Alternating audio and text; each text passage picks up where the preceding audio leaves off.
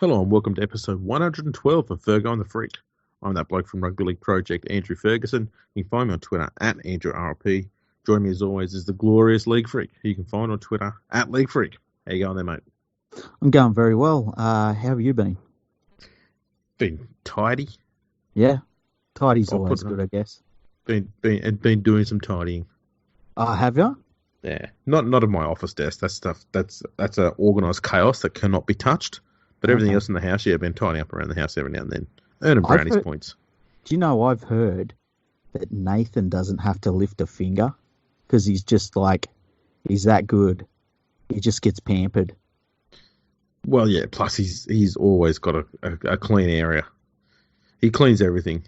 Yeah, Just a he just phenomenal human. he doesn't make a mess. Nah, nah. It's almost physically impossible for him to do so. Yeah, 100%. Man, he's so good. He is. Should get him on one day. We should, hey? We talk to Yeah, him about what it's like being so good.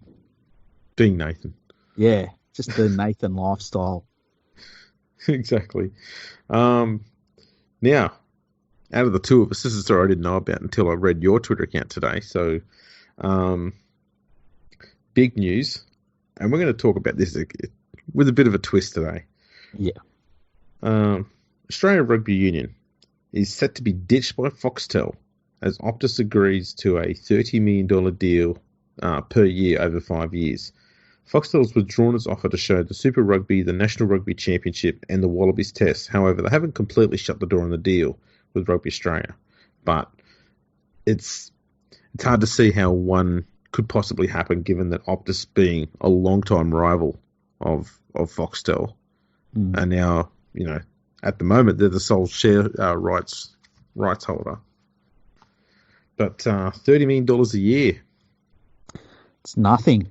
It's absolutely nothing. And this for a deal. The articles have all said that the deal that Optus offered was quite a bit more than what Foxtel was offering, and the deal doesn't kick in until 2021 through to 2025, which is 5 years. So yeah, I mean, this is the thing that got me, that it was the 30 million per year, and as I said on Twitter, that wouldn't cover the salary cap, or even the NRL club grant to 3 NRL clubs. And that's shocking for an entire sport.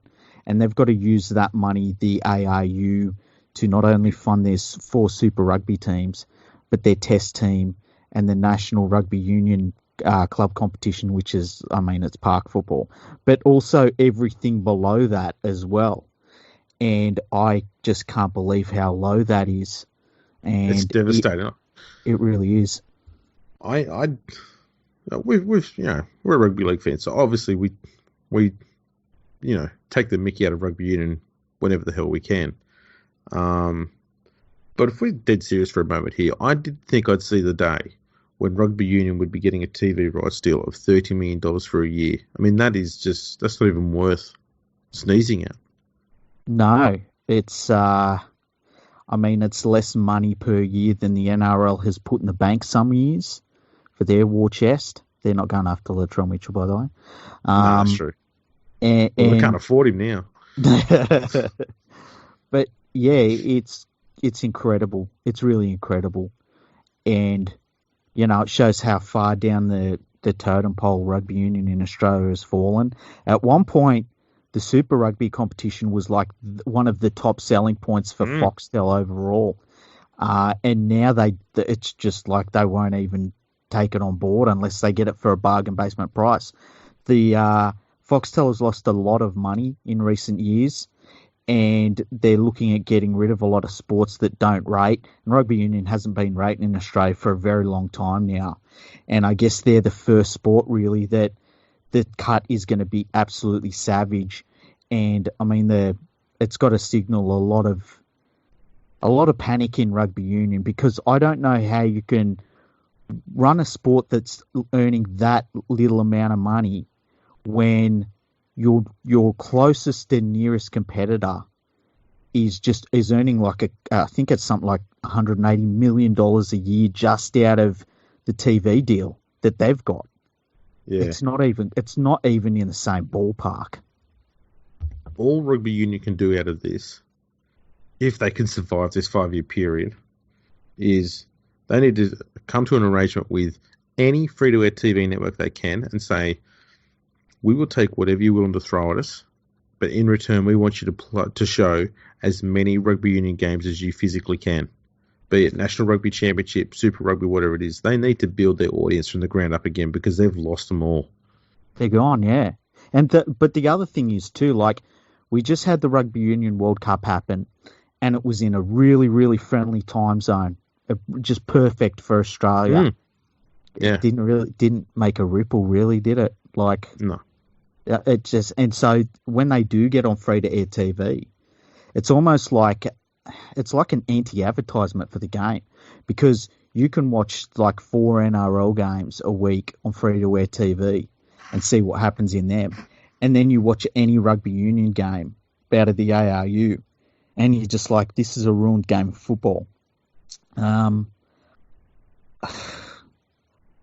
It's devastating. It's absolutely devastating for rugby union, and it leads into something you and me have talked about doing an episode for a while now, and we thought we might as well do it now that it's a little bit topical. Yeah. So the idea was, and I'll say this on the top. This is an idea that Freaky put to me, and I thought that's a very unique idea for a conversation. So here we go.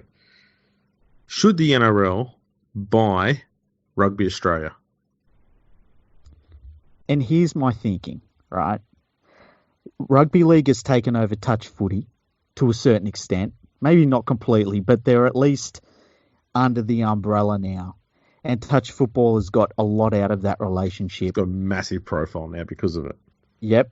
The NRL is a really good gateway to, I mean, you look at the Nines, the World Nines, you look at Women's Rugby League. I mean, the Women's Rugby League has really kind of exploded now that the NRL has taken it on board.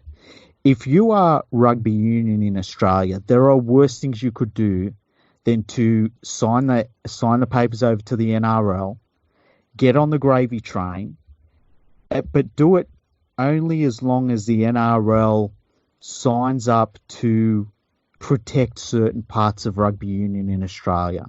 So for the short term, you would say that they basically run business as usual. And that might be business as usual through to the end of that TV deal in 2025. But going forward from there, there's got to be some sort of blueprint that you would put forward to the NRL and say, look, if you do take over, we want a few things in place for basically you running rugby union in Australia. And one of them, I think, would be a national club competition. I think that they would probably get rid of the Super Rugby competition to a certain degree, because I know that there are other countries, South Africa and New Zealand, have questioned their involvement in it from time to time, and the involvement of Australia and the TV audience that we have here has kind of just held it all together, and now that's not going to be the case anymore. I mean, it just isn't. I also think that New Zealand, to a funny sort of extent, felt that they got something competitive wise out of playing Australia and our players more often, but that's long gone. That's out the window. And so New Zealand could run their own competition and be fine.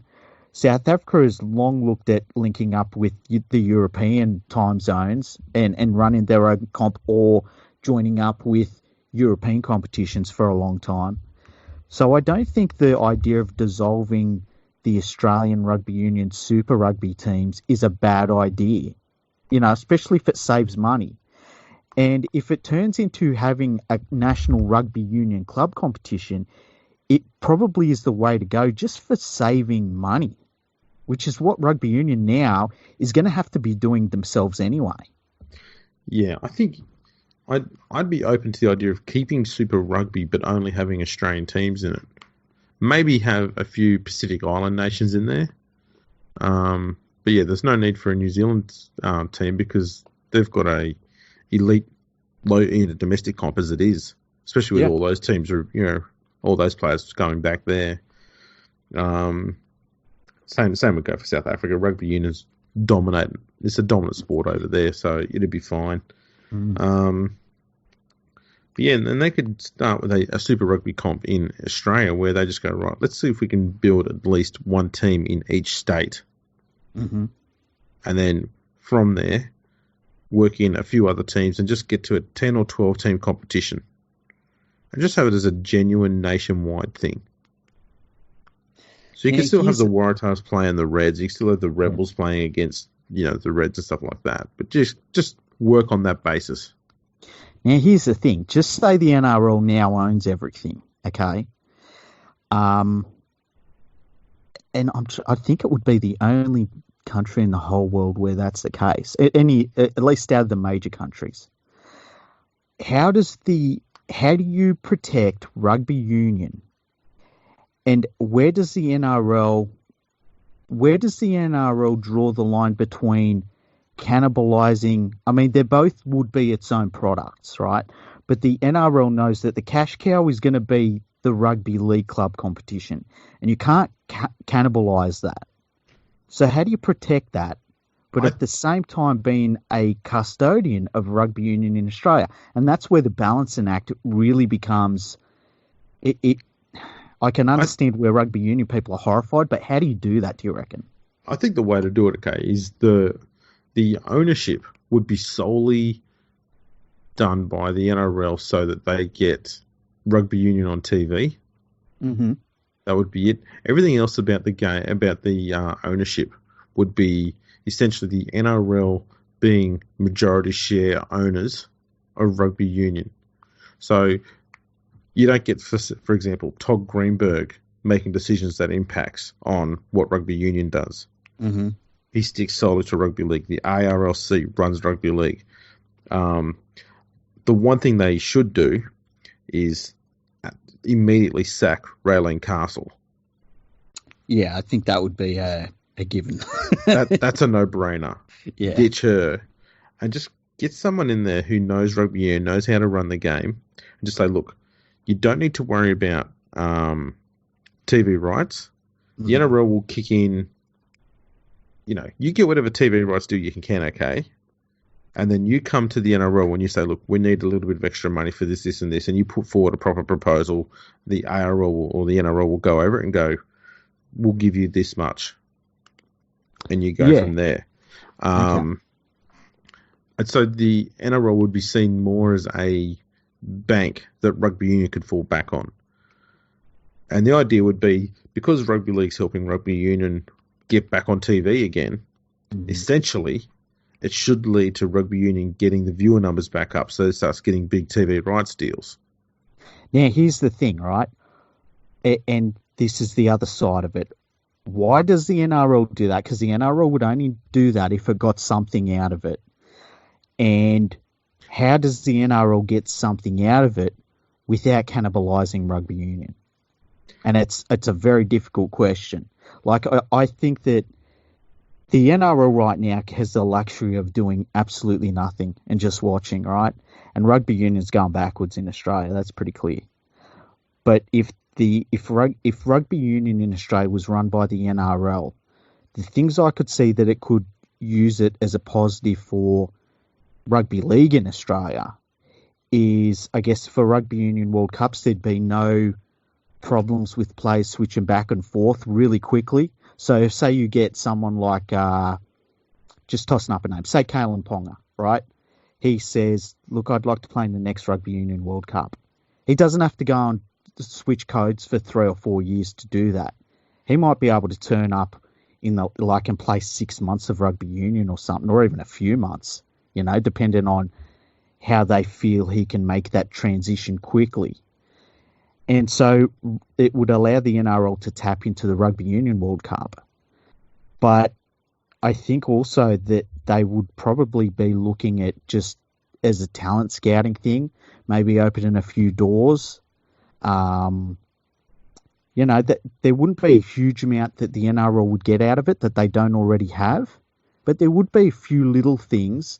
And I think the fact that they would run rugby in Australia, like rugby league and rugby union in Australia, would it would be a pretty bloody good position to be in, you know? It would. I think the one thing they could do, rugby league, is they could use the combined resources of both codes, not just on field or financial, but also, you know, top end sort of officials and administrators to push AFL down a bit, because that's the only genuine threat to both rugby codes.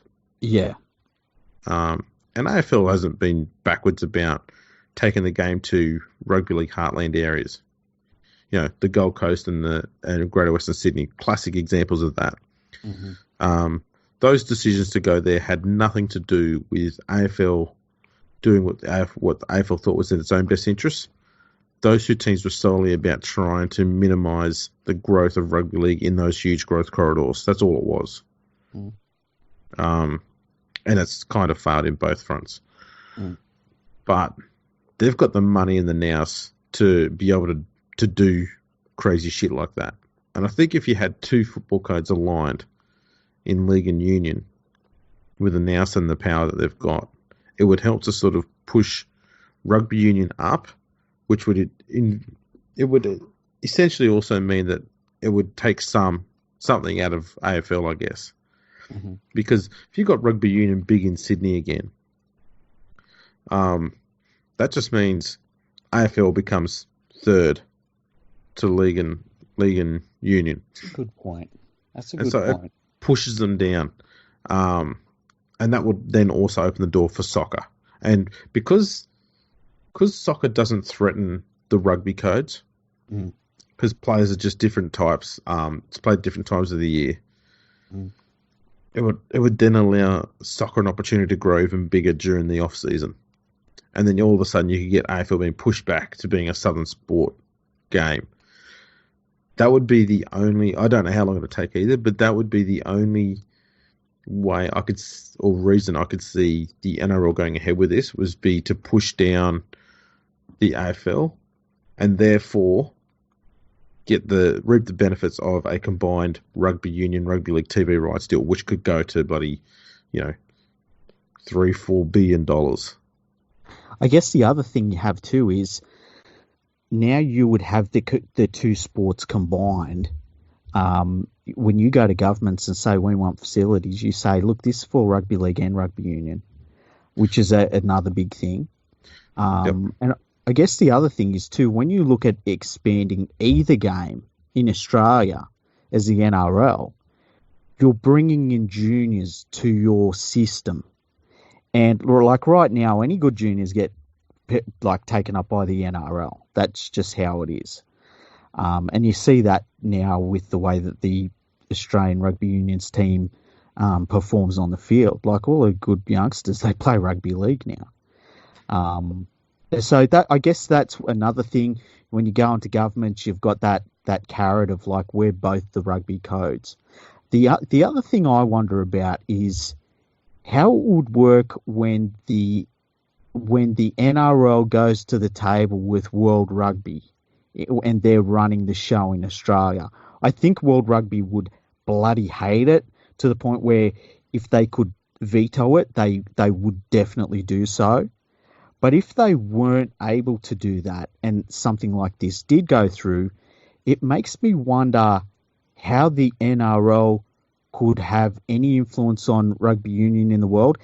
And the other big one is I wonder what the New Zealand Rugby Union, who's got a little bit of a different outlook on rugby, and how it should be played and how it should be run, for them to now have this just absolute monolith next door all of a sudden that they can team up with and maybe push through some rule changes. Be interesting, wouldn't it? It certainly would. And yeah, it's definitely a discussion that's quite unique, given the hatred that's long existed between the two codes. Definitely. So that's something that needs to be overcome. Although I think at this point, what choice would rugby union have? Like Well, see, they can hate all they like, right?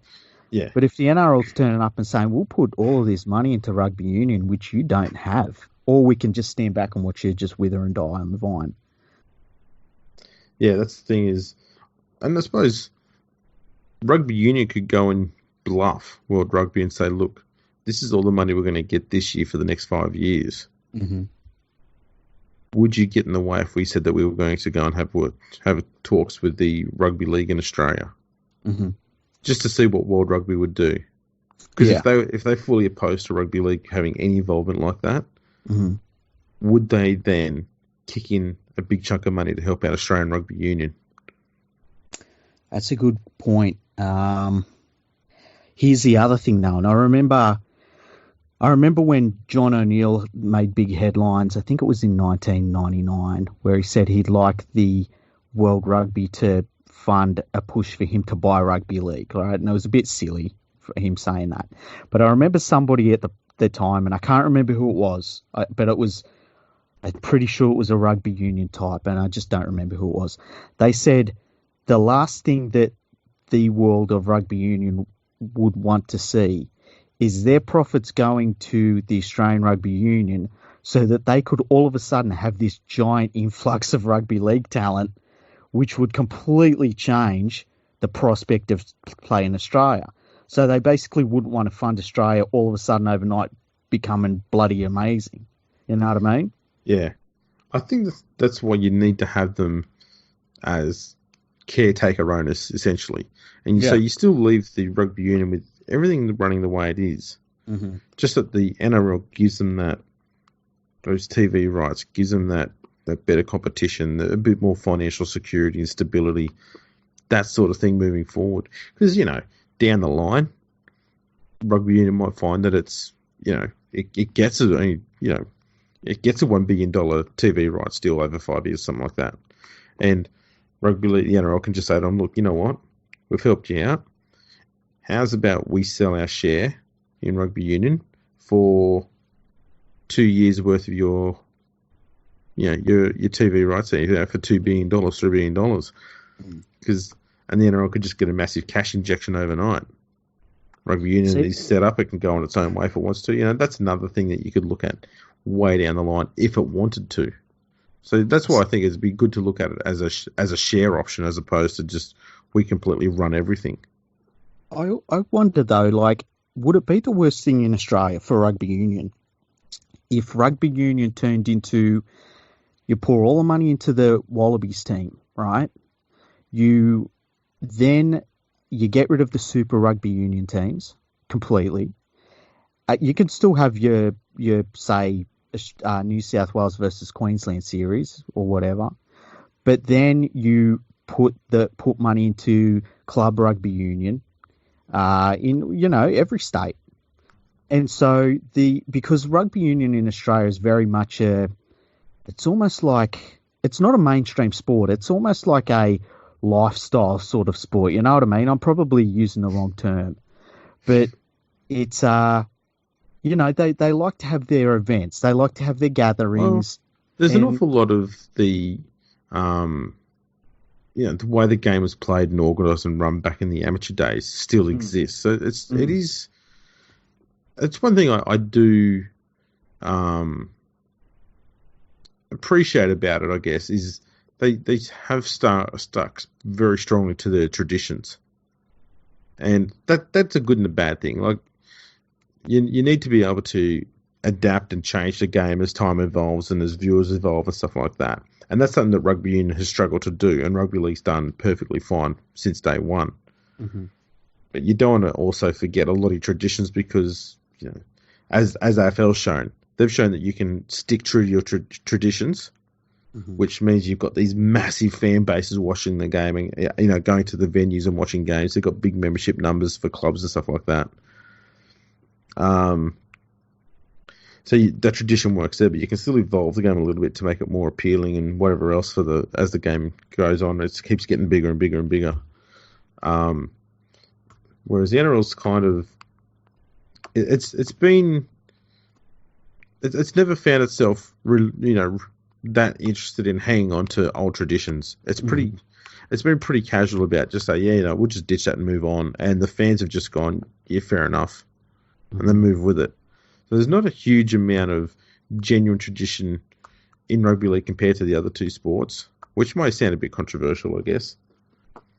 See, but you think about it, like we don't even have match of the day anymore, which was played at a big venue. And that's another good tradition that was gone, and no one really kicked up a stick with that left. No.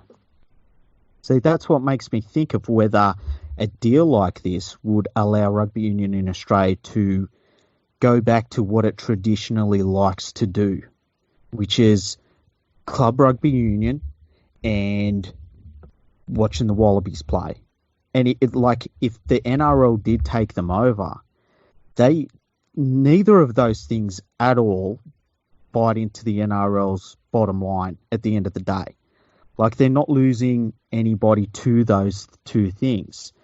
And it might just allow rugby union to be really in rude health in the way that it would more traditionally be comfortable without having to have the Super Rugby Union competition, how that's kind of taken over so much. Instead, they could have a bunch of rugby union tests during the year. They could play a bunch of different opponents.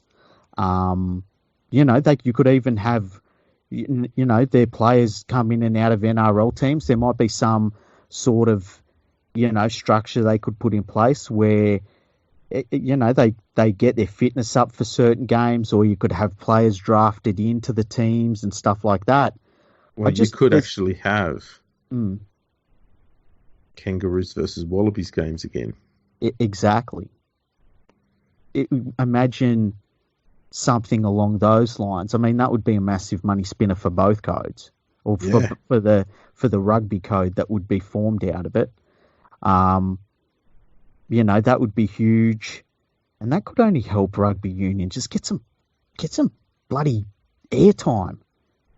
Things like that.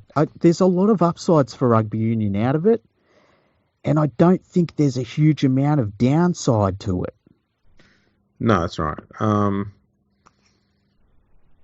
It's an interesting one, because I think ultimately the main question a lot of listeners are going to be asking is, why should the NRL do this? Yeah. And we've come up with a lot of great things that would help rugby union out of it. Mm-hmm. But what do you think, I don't know, you've touched on a few, but what do you think are going to be the huge benefits that rugby league gets out of owning rugby union? The main ones, I think, are, I think it opens the door a little bit from the NRL, for the NRL internationally in terms of the overall rugby thing, right? Mm-hmm. Yep. I think that's definitely one. I think that there would be players in rugby union that would look at what was happening and they'd be interested. I'm not saying they're all going to switch codes or anything like that, but they'd at least look at it and be like, I wonder how this turns out. I think the idea of having a seat at the table in World Rugby would be very interesting for rugby league. And I really do believe that the New Zealand Rugby Union would, and I'm not saying that they're going to say, oh yeah, we need to play the ball. We need to, I don't think it'd be anything like that.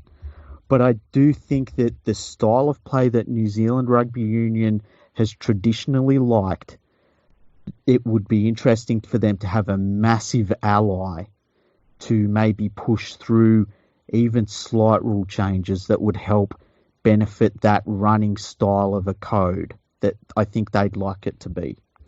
And I guess the other thing is, for the NRL to run all of rugby union in Australia, it's just a very big thing corporate-wise. I mean, all of a sudden they've got the foot in the door there with the big end of town, so to speak, which I think they do anyway, but it just breaks down any last barriers.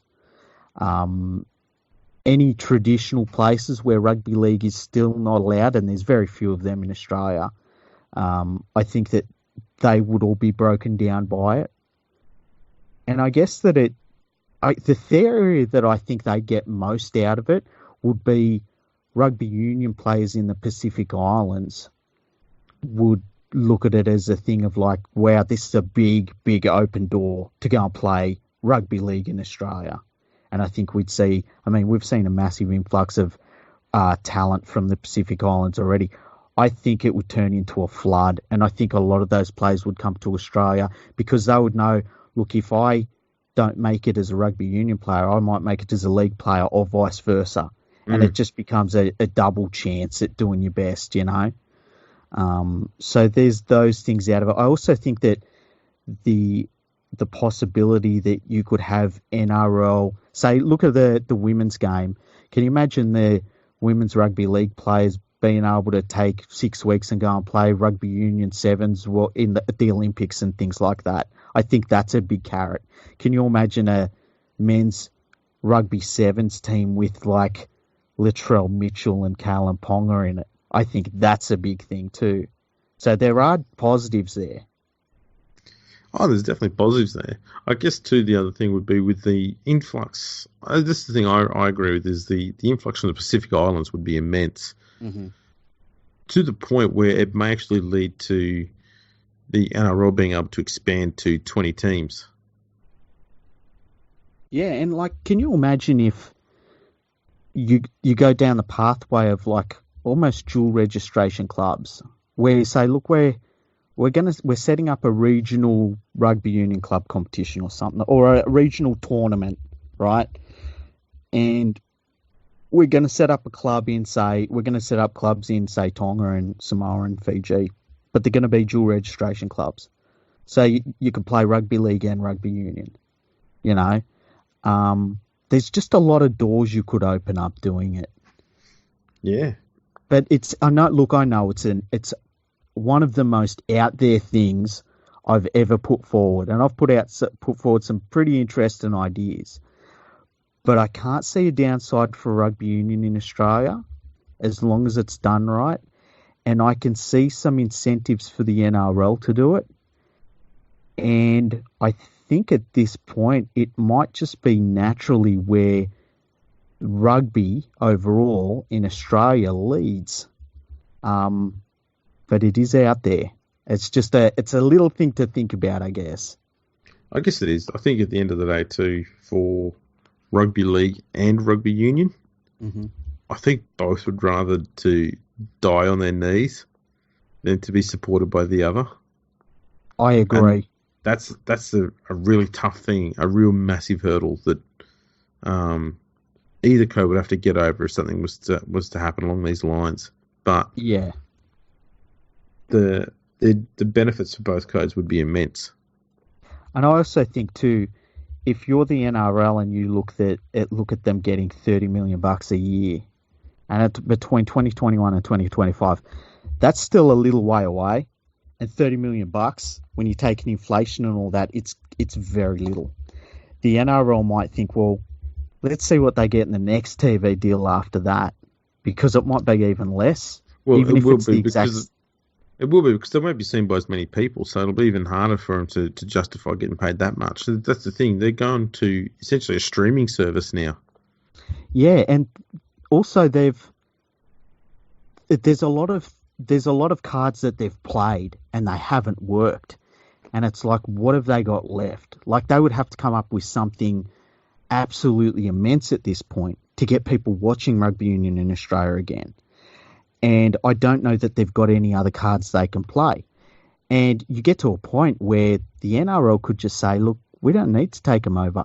We could literally set up our own club rugby union competition in Australia for a fraction of the cost, for like nothing, and just do all of this stuff anyway, and eventually just take them over naturally. Imagine if they created their own rugby sevens team. Called them the Australian Rebels. Yeah. Well, I remember years ago, I had this idea where, because remember there was, and this was when Australia was really dominant in international rugby league and really couldn't get a game out of anyone, to be honest. And I was thinking, like, how do you get, and people weren't like attending the games because they were blowouts. And I was thinking, how do you get people to go and watch Australia play someone? And I thought of, like, what if you put on the table money for exhibition games against rugby union nations? And so you say, say there's, I don't know, $2 million on the table. And this is going back a long way now. I must have written this stuff maybe at least 10 years ago. Would have been longer than that, I'd say. Where you say, look, here's $2 million to whoever, say, I don't know, even Fijian rugby union team. Let's stay them, just for talking's sake. $2 million, you get the money, and you play a rugby league test against us. Or put up a couple of $1 million for one of the big rugby union clubs from Europe to come and play an NRL club, just as an exhibition game. Play rugby league rules, but just see what happens. Well, I think that would be interesting, but you could also set something like that up, as you said, with the NRL setting up its own rugby union sevens team, and they're like, we'll take on anyone, and we'll pay you while we do it. It'll be interesting. Absolutely, it would. Very interesting topic to discuss. I'll give you credit for that, mate. Yeah, well, it's something to think about, and I like things that I've always loved writing things that make people think, and it was just a topic that it's been bouncing around in my head for a little while, and when I saw that article today about how little the Rugby Australia is going to get from their TV deal, it kind of was, I think, the time to bring it up on the podcast because it will look pretty dire. They're screwed. They're absolutely screwed. I don't know how, just with currently what they've got, and what they've got isn't a great deal, I don't know how they fund that. They need a free-to-air TV deal, which I dare say they're going to be working on. Mm-hmm.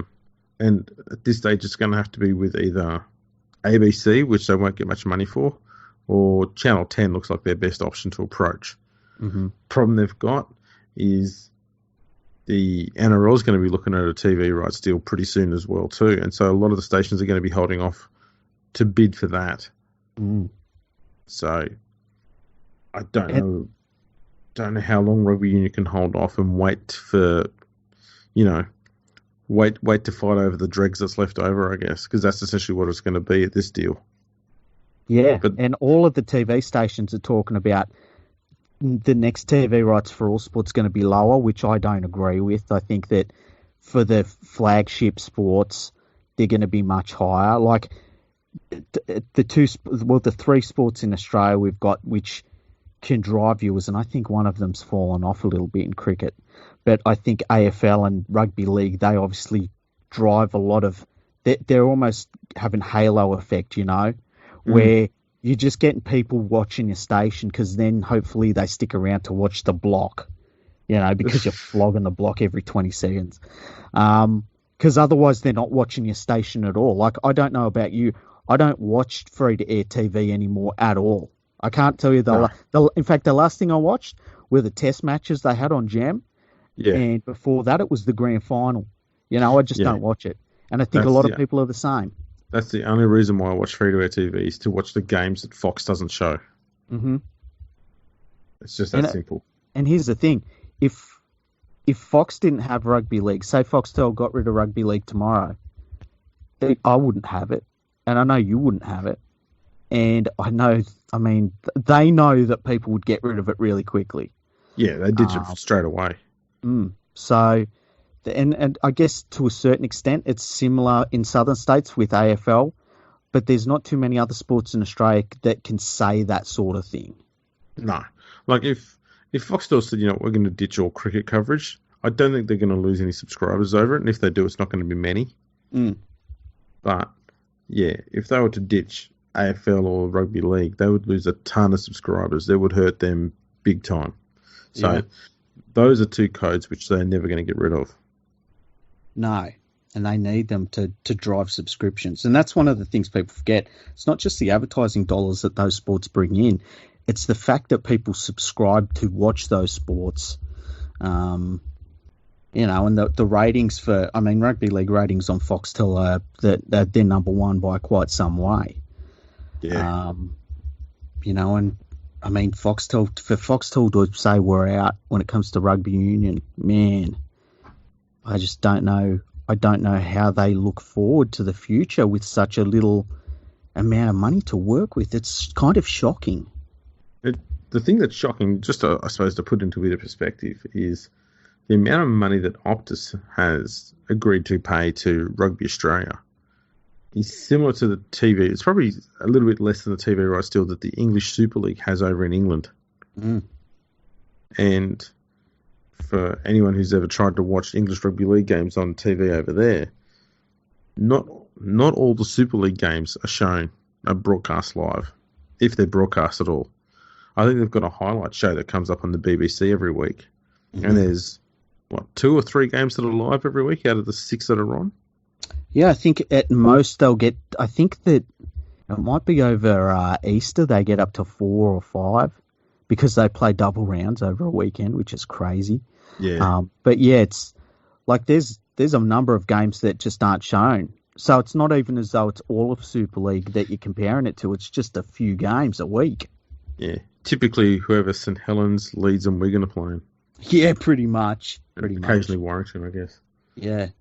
But it's crazy that rugby union is where it is. And, I mean, the easiest thing for the NRL to do is just to say, hey, good luck. We'll just watch from afar. Yeah. Do you want any more administrators? Yeah. we got Wallabies. I hear you've just lost a coach. We've got a bloke here by the name of Paul McGregor who's a good coach. You need someone to run your recruitment. We've got a potato here. He'd be really good for us. Yeah. Man, it's I just find it shocking where they are. And look, I don't care. I don't like rugby union. But the one thing out of this, okay, is that after Australia's World Cup campaign, and it didn't go too well, they ditched their coach pretty quickly. Yeah. After this TV rights deal, though, how are the people who run, a lot of the rugby in Australia not out there calling for Rolling Castle's head? It is a little bit strange that it's not just this overwhelming roar, but I think there's an apathy amongst rugby union people to the way rugby union's run in Australia, and I think it shows in their TV ratings and even their attendances and things like that. And I think that they've maybe hit that critical period where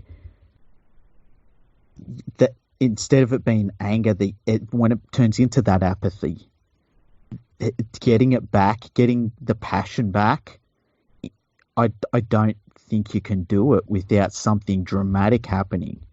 And that's the problem for them. I don't think there's a dramatic thing that could happen to bring that back for them. I think there might be something, and that is the Israel Folau case falls in favour of Folau, and Rugby Australia has to fork out several $1 million that they literally can no longer afford to dish out. Mm. And there's going to come to a point where they're going to say, we're living literally on fumes here. We're on our knees. Mm. It's going to get to that point. That's when the passion will come out. What the hell's going on? We've got to do better. Blah blah blah. And it'll come out of fear of loss. That passion will come back to the level that it needs to be. See, and the thing, if they get to that point, just say he wins, and I don't know if he's going to win or not. You just never know, right? But just say he wins, and all of a sudden they owe him, and I think he was going for 10. Let's just say they owe him 5, right? Which is still a bloody whack that goes towards nothing. It literally just goes straight to his pocket. It's not like you could say, well, this is development or blah, blah, blah. So they've got to do a payout for him, and they get into a dire financial position. They would probably look to get a handout from World Rugby. But then if I'm any of the other countries, I look at that situation and say, hang on a second, what makes Australia special to get a handout? And if it's, so that they don't collapse in the face of rugby league, that ship sailed, man. They're so much smaller than rugby league in Australia. That ship sailed. So it's not going to be that. And so at some point, if I'm one of the other nations, I'm like, no, Australia's got to deal with what it's got to deal with. And if they become one of the minnows in that process, well, then that's the way that the natural order is. And right now, that is what the natural order is that they're going to become a part, not literally a part-time nation, but they're going to be one of those niche teams. And I don't think anybody else in the world rugby will give a flying fuck about it, quite honestly. No, that's quite true. Good chat. Good chat. Yeah, I'm glad we brought this up. It's a weird one, but sometimes we can toss up weird things. There we go. Speaking of weird things, Yeah. Ralf Rimmer. Never has a segue been so bloody fitting before. I reckon. He's brought out a trio of gold this week. Mm-hmm. So let's go with it. We'll go with one. The last two are a bit more linked. So we'll go with this first one here. RFL boss Ralf Rimmer dismisses calls for an inquiry into the events at the Bradford Bulls. Now, I don't know why anyone would want to look into the acquisition of a club that, plays out of a stadium that is basically owned by the Rugby Football League itself. Why would anyone want to look into that? Well, he insists that the last 2 years of the Bradford Bulls has not been a disaster. Former RFL Chief Executive Nigel Wood is part of a consortium that has taken control of the Bradford Bulls side. The change in ownership comes after a series of financial meltdowns that have included 3 administrations and a liquidation since 2012. Accounts revealed the Bulldogs run up over £1 million of debt in the 2 years under previous owner Andrew Chalmers. Yeah, I don't know why you'd want to look into that at all.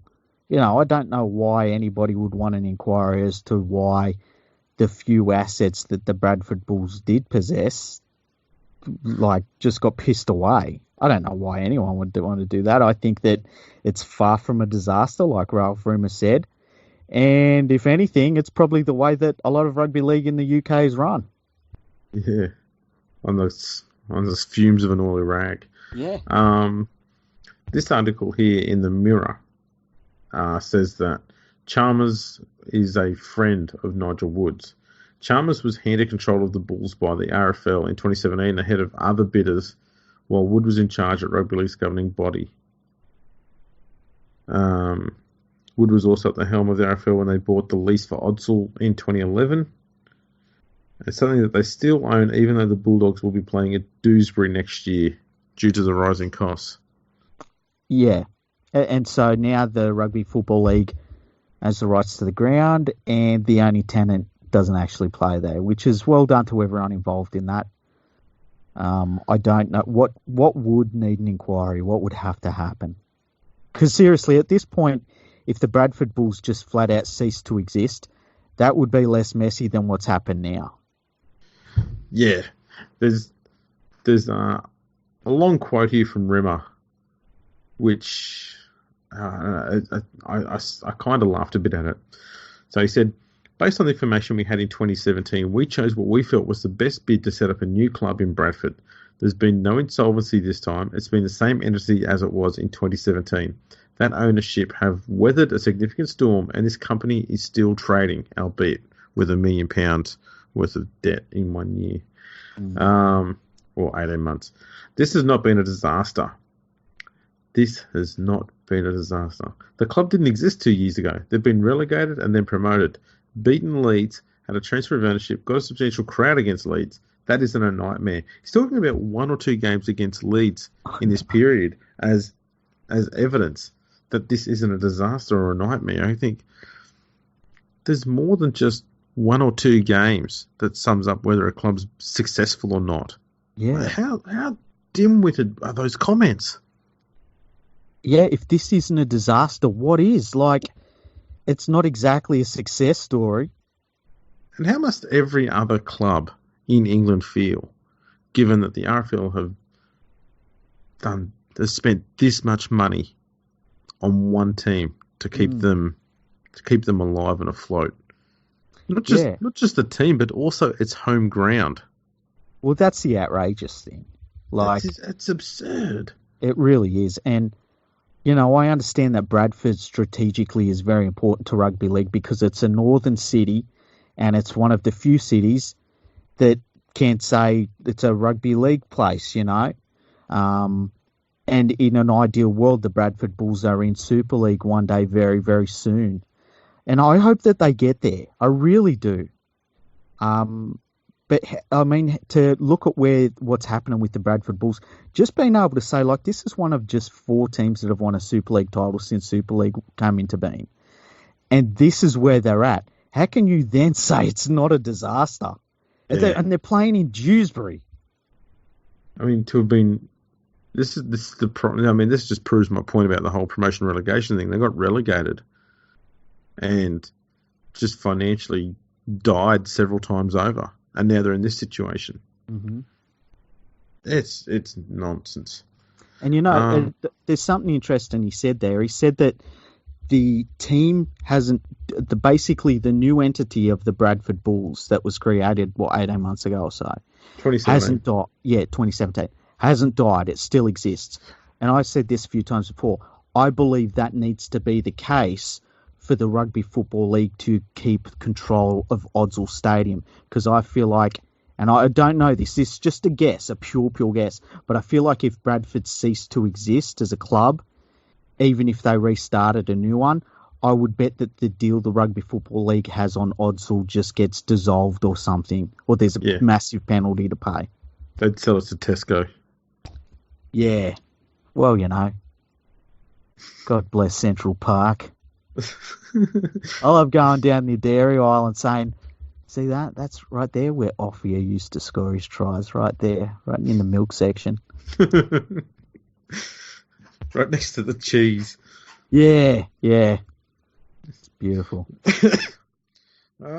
Now, Rimmer, he's doubled down with his comments, because and I know you're not opposed to, you're not one of those people who think that Wayne Bennett's the problem at the English Lions. I don't think he's the problem either. I just don't think he's part of the solution. Yep, that's fair enough.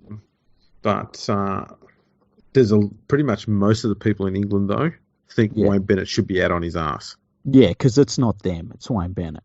Yeah, but Ralf Rimmer's come out and he said that Wayne Bennett could very well be given a new contract to lead England into the 2021 World Cup. Geez, Ralph's doing some great work for his own PR over there in England, isn't he? Yeah, he is. He must be making lots of friends, eh? He's really got his finger on the pulse there in the rugby league community. He's here in the room well. He's reading the temperature well. He's sitting there on one, those chairs and table and chairs that they put out in front of the soft drink machines. He's sitting there talking to about 3 or 4 different journos that bothered to turn up, and he's like, you know what? Got to give the people what they want. More Wayne Bennett. I do. I don't think Wayne Bennett's the problem. I understand. There were a lot of things that he did that I wasn't crash hot on, but I just know the alternatives, and the British alternatives are absolutely way, way worse and will lead nowhere good. At least Wayne Bennett can hopefully get them putting in again, because the most that they've ever put in was under Wayne Bennett. Yeah. It says here, Rimmer will lead the post-mortem into the Great Britain Lions tour that's just finished, as well as determining whether Bennett will be given a new contract. But he insisted Kevin Sinfield's future with the governing body is safe. Why? Sinfield is in charge of the England Performance Unit, but instead of being subject to review, he will help Rimmer conduct the review into the tour. This is some Paul McGregor type shit going on over there. That really is. That's hilarious. Like he's in charge of performance, and they didn't perform, and so he's going to do a review to work out why they didn't perform. It's like that's his job every single day, isn't it? That's right, and he won't be subjected to the review. Yeah. So what's the point of reviewing performance if the performance coach isn't being reviewed? Who's he reviewing? Like, what's he got to say? Sinfield's going to look down and go, right, let's have a look at the performance review staff. Okay, there's me. Well, I did okay. Tick. Must be all these other people then. We might as well just sack them, eh? It's just McGregor all over again. It really is. It's like it's goofy. It's bloody goofy. The two people at the top are saying, "Well, it's not going to be me. And it's not going to be the performance director. So, but we're going to review everyone else." Like, come on now, come on. Yeah. Oh, You're by having the way, and if they re-sign Wayne Bennett, then they're saying that it's not him either. Like, yeah, who's left? everybody else. Yeah. Some person in marketing who designed the jumper, they'll get the sack. Apparently, you went to Kevin Sinfield and he said, "Kevin, you're the performance director. What the hell happened?" And Kevin said, "Hey, it's okay. I can't sweat." And he was like, "Oh, fair enough. I can't sweat. I Therefore, can't I'm sweat not. is the new like you when you can't sweat, Yeah, man, you're just cleared." you're cleared. You are home and hosed. Definitely. Now, one last. So Ralf Rimmer now has tripled down. God, this is awesome. He must be like the second most disliked person in English rugby league after me. Well, I think he's pushing top honours. I think. Yeah, even Um, I haven't said this much rotten shit today about English rugby league. I've only said two rotten things. and this is all in a week. Yeah, done good. I'm proud of you, He Ralph. he said that the Great Britain Lions tour is not a true reflection of the British game. Of course not. Why would we Bro, start looking at like results? um, the team at Love Rugby League have put out this article that says RFL Chief Executive Ralf Rimmer insists that the British game is in a strong position despite the disastrous Lions tour. Rimmer insists the British game is still at the top with the Southern Hemisphere nations. What? He's an idiot. I'm sorry, Ralph. You've lost me now. I always had your back, pal. But you're a fucking idiot. He said, "It hurts when we lose, and it hurts the players. It didn't go as planned on the field, but many other things went very well." Would you like to hear what he thinks went very well? Yeah, I do. Okay. "It was nice to speak to people about the importance of the World Cup to the squads and their part to be played in the tournament." Okay, conversations. Aww. Yep. That's nice. That's touchy-feely. But It not is. in like, the carry on. I can't say that. Yeah, it's more about going back to the Can't, sweating thing. can't sweat, yeah. In addition to that, we did some work with the International Board and Congress. It's not as if the Australians, Tongans, and others are way out ahead of us in their thinking. Can I just bring something up? Mm. The thinking of the Tongans at the International Board meeting. The Tongan Rugby League was dissolved by the government of Tonga, in fact the King of Tonga, I believe, and Correct. was disavowed by the International Rugby League itself. Mm-hmm. So I probably wouldn't bring them into the conversation of their thinking of fucking governing bodies. It's not the wisest decision. He may as well have said, it's not like the Zimbabwean Rugby League are that far ahead of us in their thinking. Yeah. But let's deal with the ones that exist. I absolutely believe we have a team that can compete at that level. And are you sitting down? I am. Okay. And win a World Cup. Okay, right. We're good, right, Andrew? Because here's the thing: we're gonna go, you and me, right? We're gonna go to England because I've got some magic beans to sell this fucker, and he's gonna buy them. Because if he believes that, he'll fucking believe anything. I've got magic ones. They're rainbow coloured and they've got the letter M on them for magic too. You just got to bury them, bruh. Yeah. Don't eat them. Just because they taste like chocolate doesn't mean they're chocolate. They're magic beans. Spit them out, Nigel. Yeah, geez, we could go a long way down that path. I go back to the work we've done with the International Rugby League. We're there to grow nation strengths, and we can't complain when that happens. Oh, so you just let everyone win to help them out. Hang on. Did he just take credit for fucking Southern Hemisphere's rugby league teams getting better? He did. This fucker wasn't even there when this shit happened. He's a fucking blow-in. To the point where he's saying, it's almost like he's saying we let them win to help them out. Yeah. Oh, that was nice. It was nice for them to allow bloody Tonga and New Zealand twice and PNG to absolutely smash them It has been great for the international game, but only in the Southern Hemisphere part of it. That's So, bloody brilliant. What a nice bloke to allow that stuff to happen. so I guess to quadruple down was the Nah, cause. are you This, serious? He's going to say yeah. some more dumb shit.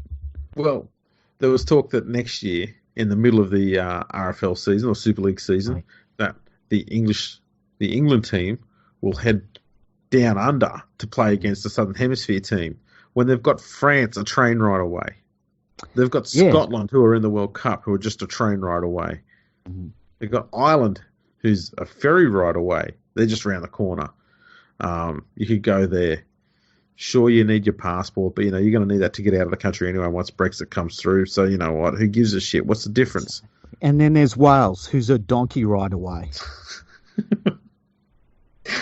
Only in one direction. Yeah. Yeah, you've only got a donkey ride from the border. If you can fly to the continent, right? You can fly over to, the Emerald Isle. You can go north to Scotland, or you can go back to 1940 and go to Wales. Why can't they do any of that?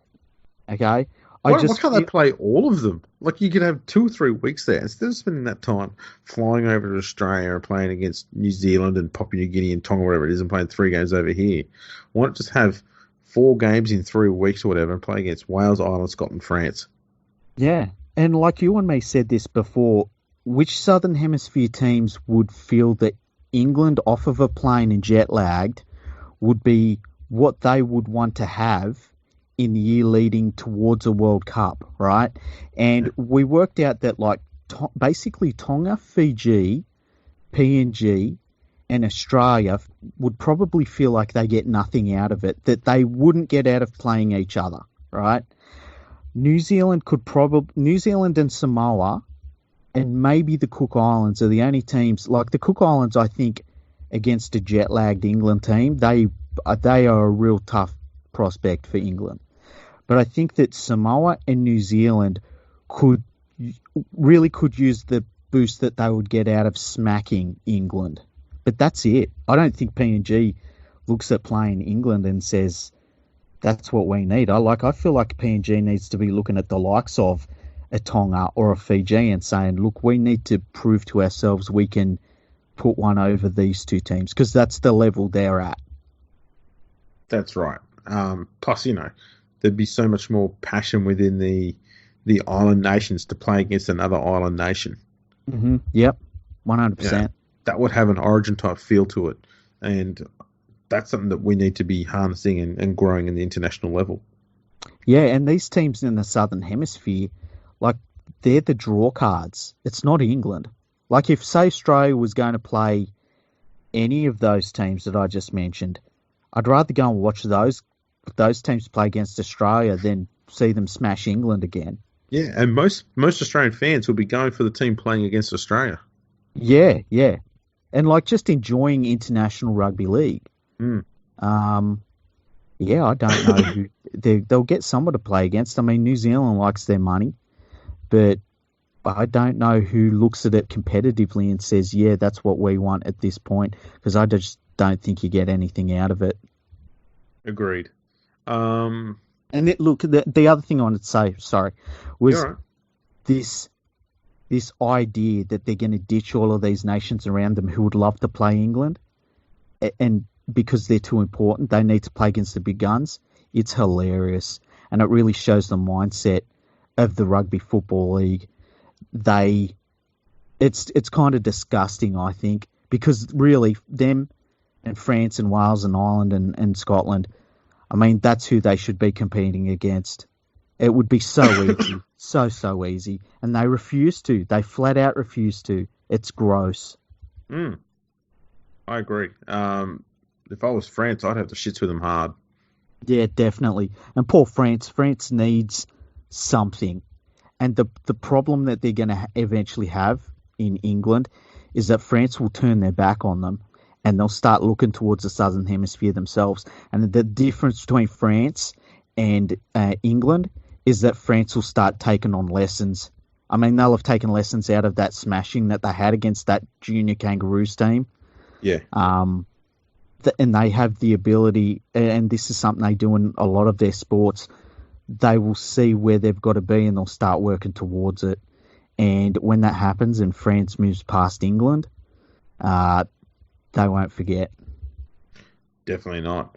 While we're on England, just there's talk that the New York City team is going to come into the lower grades there, Mm-hmm.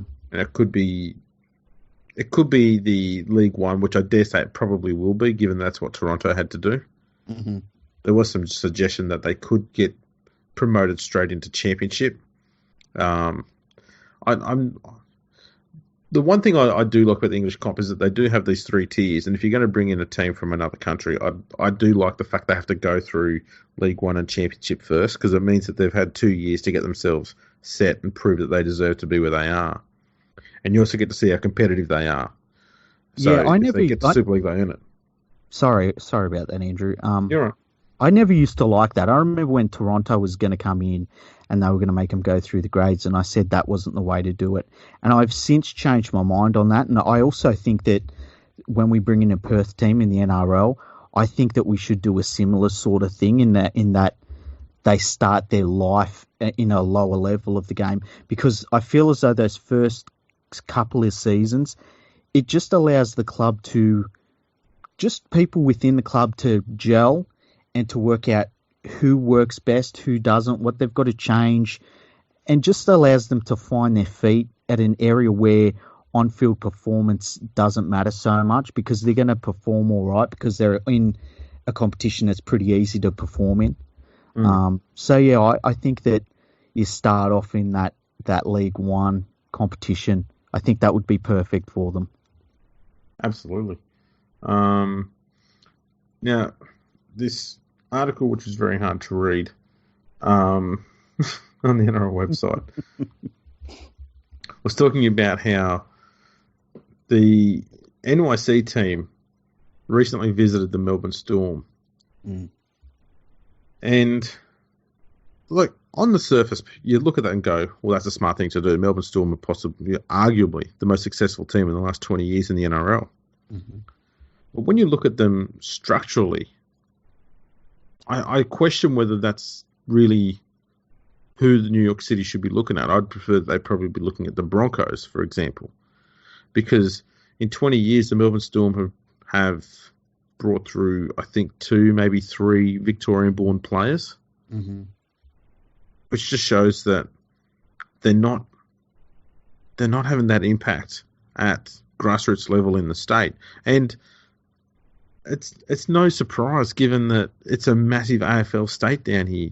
Yeah. So I'd have thought it would have been better to look at Brisbane and go, look at the junior levels they've got there, look at the junior comps they've got there, and look how they're making those, they filter the best players into the NRL side. I think that would be a smarter model to look at. I'm not saying the Melbourne Storm one is garbage, but just the fact that I think for a team starting in a brand new market and wanting to make sure that they build local players, because that's the one thing that they're driven by. I think Brisbane's a better one to look at than Melbourne, because Melbourne doesn't really create local talent. Yeah, and it was interesting when you brought that up. I thought it was a really, really good point.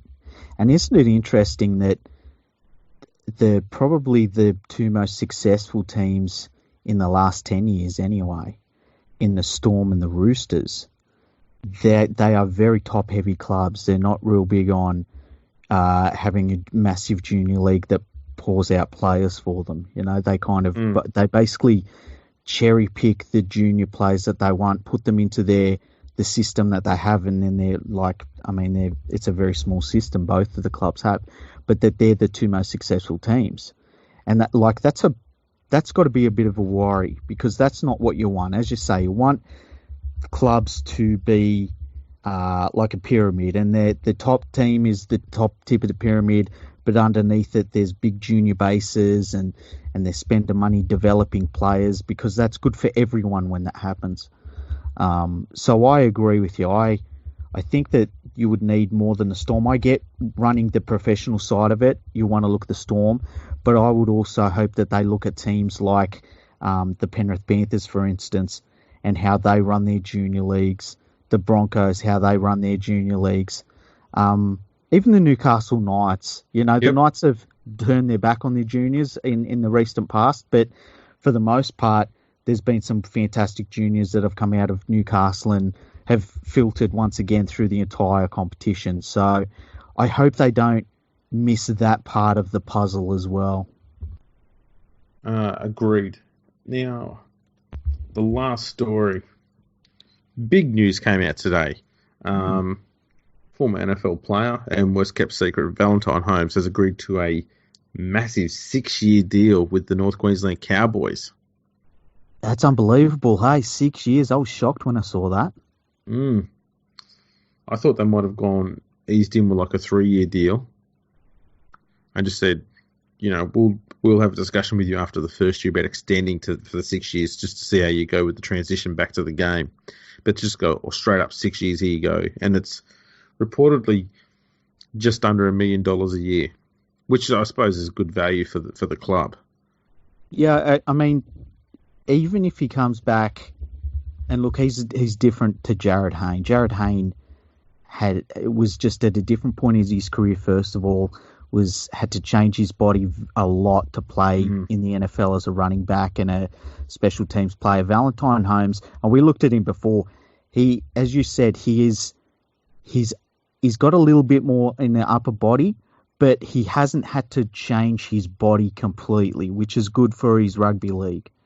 I think that considering what he was when he left and his age, he's only 24, it's not too bad of a deal, but it's still, it's a big commitment. It's a very big commitment. And I'm just kind of shocked that Valentine Holes didn't himself say, I'll come back for a year, because if I have this crazy good season at fullback, I am $1 million player, and I can basically pick my club. I think, though, for Holes, this is the first time he's going to get to live close to, his family stuff, because they're up around that area there. Mm-hmm. Do you have a poser for you, though? Given we've seen the likes of Jason Taumalolo, who's been very big in promoting players playing for, one of the smaller nations. When I say smaller, I mean, instead of playing for New Zealand or Australia, they play for Tonga or Samoa and the like. Yeah. Do you think he will try and convince Valentine Holes to play for Cook Islands? Oh, man. And how much of an impact would that have on the Cook Islands football team to have Valentine Holes at fullback? You know what? The only thing that would work against it is if Valentine Holes comes back and he's just shows that he's back. He just shows that he can get the job done. I've got no problems putting him on the other wing, the other side of Addo-Carr. I think he's a different player than Kotrick, but I think that an Australian jersey will be pretty close, Yeah, I've no doubt that he will be Australian quality. Yeah, no doubt. But do you think Taumalolo could convince him to play for the Cook Islands? That's what I reckon. I think he might say, you know what? We should be, because he's got this. Taumalolo, I think, is one of the leaders of the Tongan side there when it comes to getting players to say, you know what, you could play for New Zealand, or you could play for Australia, but how's about you help out Tonga and you play for them? And we've seen how many NRL players, big name elite players, are now playing for Tonga, Samoa, Fiji. Does he only qualify for the Cook Islands? Is there anyone else he qualifies for? I think it's only Cook Islands and Australia. Okay. Yeah, I'm pretty sure as a schoolboy he played for the Cook Islands. Wow, that's incredible. He'd be allowed to if he played for Queensland again. I'll put it this way, right? If he doesn't get selected for Australia, I think 100% he plays for the Cook Islands. That'd be huge. It really would be. And they would have, his addition would be Hayne, I believe, when Hayne, the first time he played for Fiji.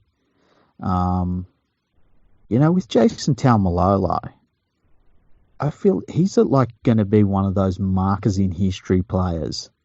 Like people are going to say this best player in the world decided that he, instead of playing for New Zealand, he was going to play for Tonga. And he did it knowing he was going to lose money. And he not only did it, but he brought like a good dozen players with him that could have played for New Zealand or Australia or whoever. And he took this small island nation and he beat Australia with it. Mm. Like this is stuff that, I mean, it's all bear stuff, you know? This is like one of those players that did it. And there's not many players like that in the whole history of the game. So, yeah, I wouldn't put it past Holmes sitting down and talking to Taumalolo about it and coming out of the other side of it and saying, man, I want to play for the Cook Islands. Yeah, I was just reading his Wikipedia page. It says that his mother is from the Cook Islands and his father is a Maori. And Holmes was actually born in Townsville. Okay. So I'd guess that you could probably argue that he probably qualifies for three nations. Yeah. Yeah, I tend to think that I feel like he'll be on that plane in an Australian jersey, though. Like the player that he was one of those, almost like Addo Carr as well. It's like, yeah, pick him. You pick him and you know you'll get a finisher that you get, at worst, you get an 8 out of 10 game out of him. You know what I mean? I mean, just look at his test record. 17 tries in 13 games. And 8 tries in 5 Origin games. And he's a goal kicker. He's a goal kicker. I'd love to know how much rugby league goal kicking he was doing in his spare time while he was in the US, because I think that would have been a big marker as to how he was feeling about going back to rugby league. Like, I feel like when he felt that the NFL stuff was going well, he was probably doing less goal kicking practice. And then when he felt like he was getting that urge to go back to rugby league, that he was probably doing more goal kicking, because that goal kicking is such a feather in a player's cap. Yeah, and given that the Cowboys have lost Jordan Kahu, he's gone back to the Broncos, I'd assume that Holmes will have to be the chief goal kicker at the club. You'd think so. Valentine Holes is one of your favourite players, isn't he? Oh yeah, I'm a huge fan of him. Absolutely. Yeah. Just has that natural instinct. Mm-hmm. Everything he does is, he's like one of those players. You hear a lot of people talk about Wally Lewis the same way. Is that when he had the ball, he looked like he had so much time to do what he wanted to do. Mm-hmm. And you saw, I think, Laurie Daly, Brad Fittler, they were classic examples of those players as well. Even Andrew Johns, Darren Lockyer. Lockyer was a classic example. Looked like he was playing slow. Yeah. And then he just would waltz through, and you were like, it's like the game slows down for them. And Holmes is one who just looks the same way, but instead of the game slowing down, he just looks like his anticipation is off the charts. Like he's seen the future. He knows which way the ball's going to bounce. So he just runs along, and the ball just always seems to magically just bounce up in his hands, and over he goes for another try. And just a phenomenal anticipation on him, and something I hadn't seen in very many players at all. And he just looks to be so calm and composed with everything he does. I wonder how the extra upper body strength that he'll probably have been in the NFL. And his body didn't change much at all, which was really, really good for him. I think that really hurt Hayne on his return. I wonder how much it affects his game, whether we see him taking on players physically a little bit more rather than just using his speed and that. And I wonder if he continues to carry that little bit extra weight, or if he decides, no, I need to lose that little bit of weight just to, for his agility and stuff like that. I reckon he'll keep it. Because the one thing that always stood out for me that I loved most about watching him play was his kick returns, because he looked like this scrawny, tiny little thing, and yet every time he got the ball, he would run at 1,000,000 miles an hour into he didn't care who. He didn't try and step anyone. He ran at him hard. And unbelievable for such a slight player to be like that. So for him to have put a little bit of extra mass and its muscle mass around his shoulders and his upper arms, that's just going to make him even harder to contain when he hits that line, when he's doing the kick returns. Yeah, and I was just thinking then, a few years ago, it was him and Jason Taumalolo that went over together to do a little bit of tryout for NFL teams. So they obviously have a fairly long relationship, as friends and stuff like that. So yeah, that's one of the things I've not heard anybody talk about in him returning to the Cowboys, is that friendship that he has with Taumalolo, that they've been on that journey together. Yeah. And isn't it incredible that when they both went and did that, they were they were so young. And now down the track, and they're still very, very young. I mean, they're coming into the prime of their careers. That now between them, they've had like 16 years, $16 million worth of contract between them. Bloody incredible. Oh, yeah, absolutely it is. It's just crazy. And the thing is, too, a lot of people think that Holmes has been out of the game for a while. He actually played out all of the 2018 season. He's only missed one season. Yeah. So, I don't think he's going to... I think just having one... And he's going to get pretty much a full off-season as well, because off-season training's only recently started. He's only missed probably about a week. So he's going to get a full off-season as well. I think he's going to hit the ground running pretty much straight away from the start. And, man, he's the X factor that Cowboy side has lost since Thurston retired. He really and to is. get it to fullback, unbelievable. I now expect the Cowboys to be a much better side. I'm not sure if the addition of him is enough to get him back into the 8 yet, but I expect him to be a lot more competitive. Okay, well, can you imagine, like, even if Holmes gets in and around that dummy half area off the back of Taumalolo runs, you know what it is? It's thunder and lightning. Whoa. I just gave him a nickname, Thunder and Lightning. We'll be using that hashtag all year, Thunder and Lightning. I know. Like, that's so good. I kind of feel a little bit nauseous. It's that good. You know what that is? That's NRL marketing genius. That really is. I can't wait to see that in a Fox Sports article that has heaps of your statistics in. You know what I'm talking about. See, what we'll do is when you put this podcast episode up, yeah, put that hashtag up so that you're the first one to do it. Okay. Thunder and Lightning. Thunder and Lightning. Let's do it. Very, very frightening. How dare you? How dare I? I had to take it to that next level and make it worse. You did. Well, you know how it is. Easy come, easy go. Trust me, I will not say Galileo. Now, one last bit of news to wrap it up. Mm-hmm. Australian comedian and physical disability rugby league player Adam Hills has won the PDRL Player of the Year award over there in England, joining the long list of Australian rugby league players winning British Rugby League awards. We dominate every single level of rugby league, and Adam Hills, he has now contributed to that. So congratulations, Adam.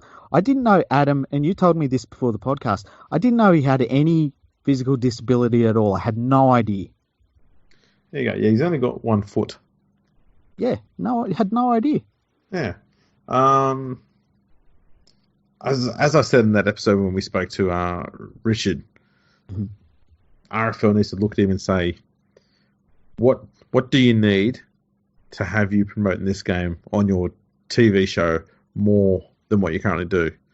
Because he's doing more promotion work for this game around all of England than most of the RFL is. Yeah, he was talking about the Disability Rugby League on his show, which is nationwide and comes in Australia as well, while the RFL had gone and got that fat comedian bloke to talk like a Johnny Vegas. Yeah. I like Johnny Vegas, though. Johnny Vegas is great.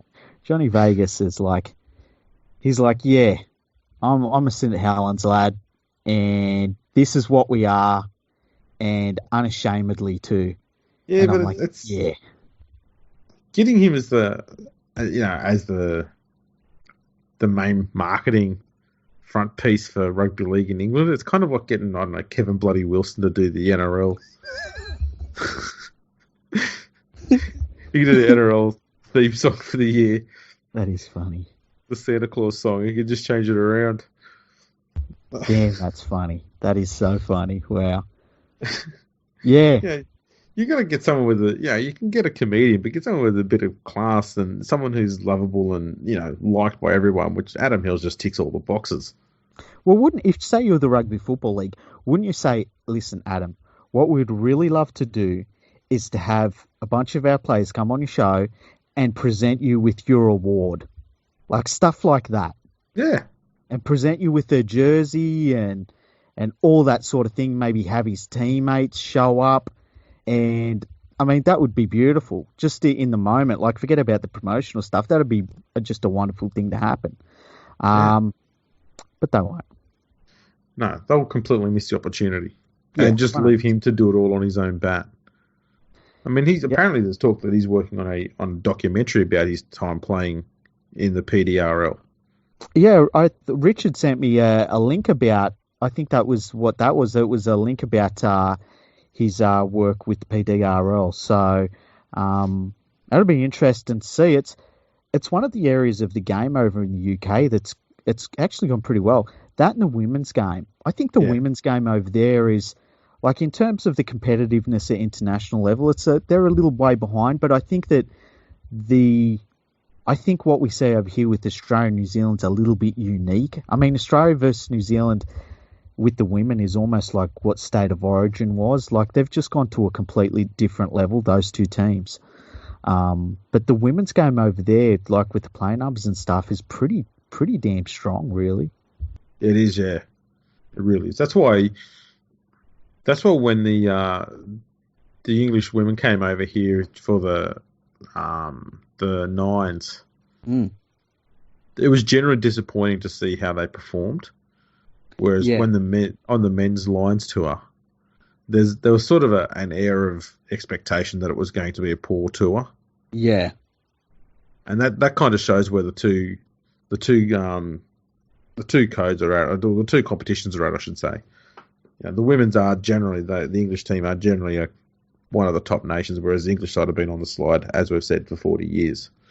Yeah, and I expect that the English women, all they need is more games against Australia and New Zealand, because those two, I mean, it's like, it's like a steel hardening steel sort of situation. Those two nations have been a little bit unique. And I said this before a few weeks ago, New Zealand really started that and put it to the Aussie women and were like, this is where you need to be. And the Aussie women stepped up, and then the New Zealand women stepped up again. And so once the English women get enough games against those two teams and they manage to get up to that level, they're going to be really hard to beat, because, as I said, they've got a lot of players, a lot of teams and stuff, and they'll go really well once they get used to where they've got to be, basically. Yeah. And for the PDRL, I mean, that competition is really strong over there in England, and a lot of that comes down to the work that Adam Hills has done, not just on the field, but off it as well. So, absolutely fitting that he wins that award. Yeah, congratulations, Adam. I'm sure he was very, very happy to win it, and it's just awesome. It's fantastic. Yeah, and if you ever want to come on the show, mate, get in touch with our people. Me or you? I'm sure we can work something out. Yeah. Haven't we got a PR team? Isn't Kevin doing the PR for us? We'll have our people call your people, and when me and Andrew call you, please answer. Yeah. We won't act like fans for too long. No. Just, autograph would be nice, though. Yeah. Just saying. I'll come on your show and present you with your award. I was going to present the Salford Red Devils with their website address. I can present, Adam Hills with his award. You can do both at the same time. Yeah, why not? You can do it with your Thor hammer. Yeah. That'd go over well, hey. That'd be fantastic. Mm. Alrighty, well, I suppose just before we wrap it up, have we had any more emails? Did we? I feel like we did. Fire up the dial-up modem. Yeah, here we go. Let's go through the process. Go on that. Just so everyone knows, this is on a. This is how World League Freak looks after his technology. Is that laptop he's got is 30 years old. Is that correct? You recently upgraded to Windows 95. They've got a 95 now? Wow. That sounds all right. Just let me put in... Still on 93. I'm still using DOS. Remember DOS? Oh, good old DOS. Did you have a computer ever where you had to... And I'm probably calling it the wrong thing. Do you know what it's actually called? What's that? DOS, when you go back to DOS. DOS was a language, is it not? I don't know. I just remember from memory, you would be in Windows. Hey? You typed in commands and stuff? Command prompts and stuff, yeah. Yeah. I'm pretty sure that's a language. See, I feel as though what you do is you would jump out of Windows, basically shut down Windows, and you'd go back to that, and then you would fire up Doom from there, from memory. Yeah, that's right. Yeah. Yeah. When I was in primary school, and boy, I'm about to show my age here, we used these computers that were called Apple IIe. Apple IIe, huh? Are they the ones where it had it was the square box and it had the little floppy disk drive in the front? Yeah, except the floppy disks actually were floppy disks. They were 10. I think they were 10 centimeter square disks, and they were just paper thin. And I think they carried about 20K of data in size. Yeah, see, those ones put me. It's hilarious, right? Those computers put me off of Apple computers for longer than well, you know how long they put me off of Apple computers for. They were because they were green flickering screen. Yeah, and there was nothing you could do on them. Like they were compatible with the 0. Mm-hmm. They were so bad. Yeah, that put me off of Apple computers for forever. I don't even know if they had a GUI, a graphic user interface. I think it was all just you put a disk in and waited for it to load up, and something happened. I can't remember that. Yeah, crazy. Yeah, I was there when Macintosh first came out, and you got a mouse with your computer. That's how old I am, people. And now they called them a Mac. Yeah. MacBooks and stuff like that. Now you get a mobile phone which has 50 million times more memory space than any of those computers back then, and all the disks in the world. Well, like remember, and this was going back about 10 years, when the mobile phones got to a point where they were like, okay, now they're more powerful than all the computers that we used to put the Apollo space missions on the moon. Yes. And now they're like so much quicker than that. Like you get an iPhone from back then, it's a hunk of junk. Yeah. So people have now got a mini computer in their pocket, which is more powerful than what it took to get man on the moon. And people today are using it to send pictures of their genitals to one another. Haven't we advanced so much as a society? It's been beautiful. If you want to send pictures of your genitals to us, just send us them at podcast@leaguefreak.com.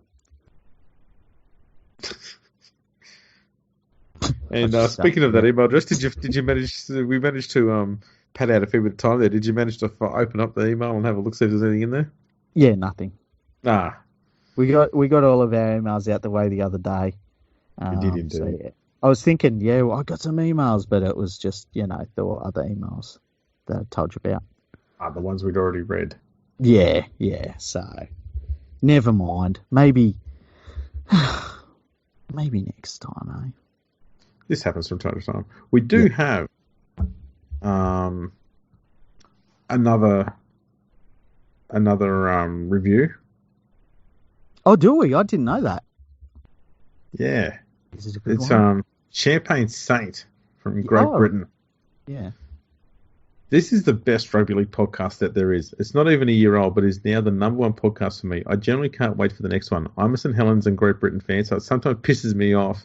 But yeah, but you have accurate statistics backed up with conversation that is realistic and engaging. Virgo is the Wally Lewis of facts, and League Freak is to podcasting what Matthew Elliott is to coaching. This is the best podcast out there. Keep it up, guys. Hashtag pack out to Panthers. I like this guy. Sounds like a fucking arsehole to me, Andrew. He basically said all of my trigger words. He did. Bastard. At least it was nice. It is nice to, like, I don't mind people having a go at me like that, but as long as it's nice and they give us a 5-star review, that's all that matters to me. Bastard. He got the comedy straight away. He did. There we go. Yeah, at least my team doesn't play at a totally wicked stadium, hey? Totally wicked. Fucking prick.